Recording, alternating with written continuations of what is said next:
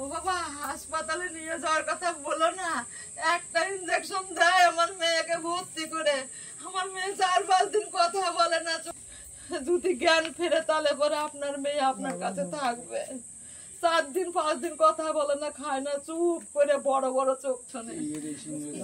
আর রাত 1:30-2টার সময় ছবি হয়। আমি নিয়ে নামতে পারি না, লিফট চালাতে পারি না, টেজার বয়গুলো তখন আসতে যায় না।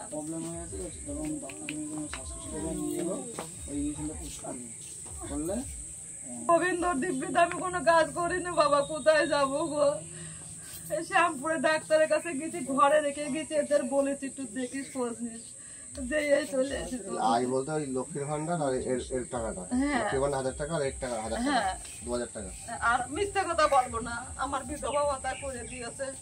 কত করে? 1000 টাকা। 1000 টাকা আর ওর হ্যান্ডিক্যাপ টাকাটা আর ওর লক্ষ্মীর ভান্ডার টাকাটা।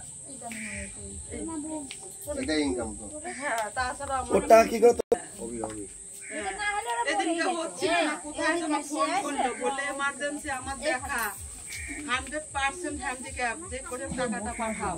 তাই ওর হ্যান্ডিক্যাপ টাকাটা মানে বইয়ের বারকোডটা নষ্ট হয়ে গেছে, ও আবার নতুন করে দেবে বাবা, বুঝেছো?